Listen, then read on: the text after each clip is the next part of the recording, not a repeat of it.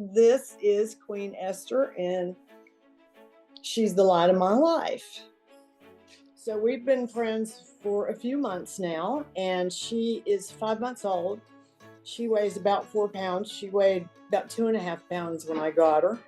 I have been introduced to the Royal Frenchels about 8 years ago by a nephew who lived in Washington State, and he had one, which I happened to fall in love with. So I have watched the site for the last 8 years looking for the Royal Frenchel for me. And they came up with this baby.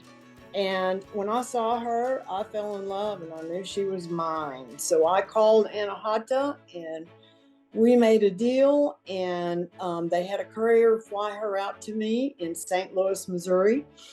I picked her up from the airport, and the very next day we drove to Florida. She's a well-traveled little girl, so she travels with me all the time. She travels very well. She's well-behaved. She has a great appetite. She is loving. She is smart. She's been easy to potty train. She's personable. We take her everywhere. She doesn't know a stranger. People just fall in love with her and have fits over her. She is my constant companion. And I have owned many dogs in my life. I am a critter nut, and I have always had animals, all different kinds of breeds.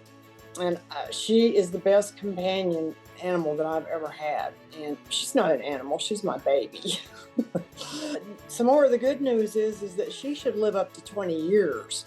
And we have a couple of Frenchies, and that's not the case with them. And we've had problems with our Frenchies because of their genetic issues. We had to have a $7,000 surgery on one of our Frenchies. And as I understand it, with the breeding that they've done with the Royal Frenchels, we won't have those problems. And so far, she's the picture of health. She is just as healthy as she can be. She's playful, she's happy, she has a great appetite, and she thinks she's the boss of all the animals around here. We have 5 dogs, and she's the smallest, and she's the Pied Piper.